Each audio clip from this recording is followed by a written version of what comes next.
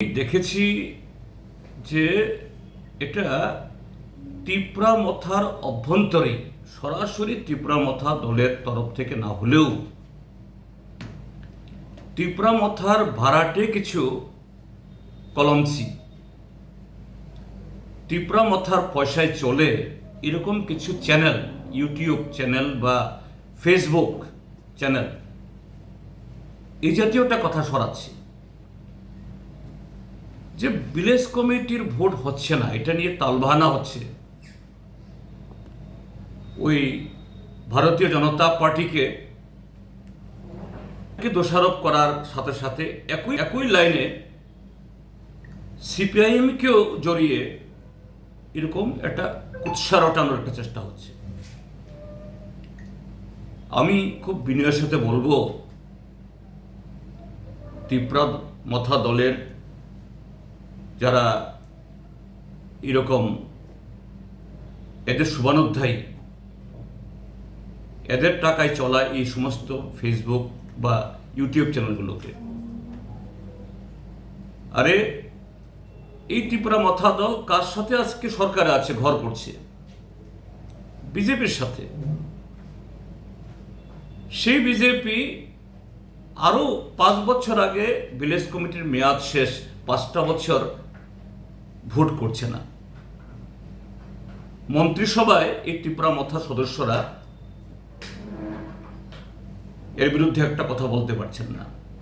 বিধানসভাতে গিয়ে এটা নিয়ে কোনো আওয়াজ তুলতে পারছেন না। এই জোট থেকে বেরিয়ে আসতে পারছেন না। আর নিজেদের কায়েমি স্বার্থের কারণে, কি কারণে আপনাদের এই মন্ত্রিসভার ভেতরে, বিধানসভাতে এটা নিয়ে তীব্রামথা বিজেপির বিরুদ্ধে কথা বলতে পারেন না? কেন আপনারা বিজেপি থেকে সাথে এই জোট থেকে বেরিয়ে আসতে পারছেন না?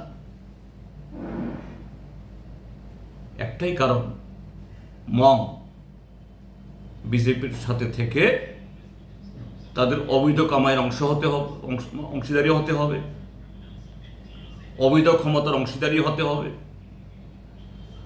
জনগণকে ধোঁকা দিয়ে ক্ষমতায় টিকে থাকতে হবে।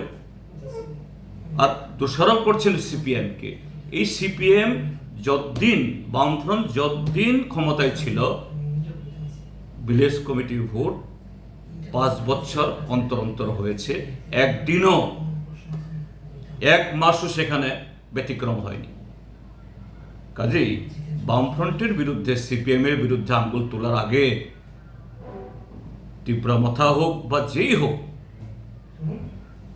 নিজের নাম দিয়ে প্রকাশিত বলতে সাহস করছেন না। বকলমে আড়াল করে যারা বলছেন, এই ভণ্ডামি ছেড়ে নিজেদের চেহারা খুলুন। আপনাদের দ্বিচারিতা, ডাবল স্ট্যান্ডার্ড, একসাথে বিজেপির সাথে লুটপাট, চুরি সবখানে থাকবেন, আবার সুপ্রিম কোর্টে গিয়ে এখানে ট্রাইবাল দরদি সাজবেন।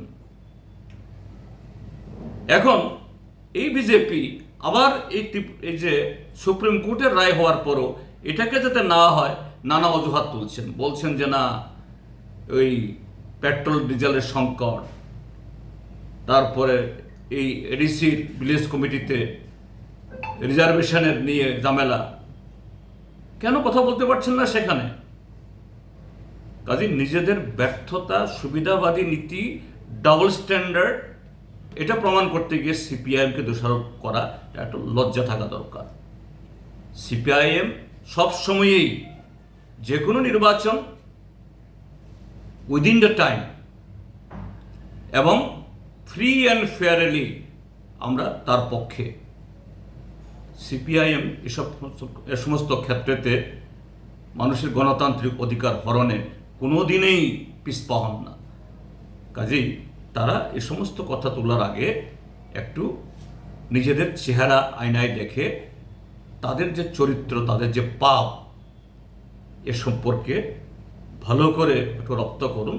ত্রিপুরার মানুষ সঠিকভাবেই তাদের জবাব দেবে একদিন।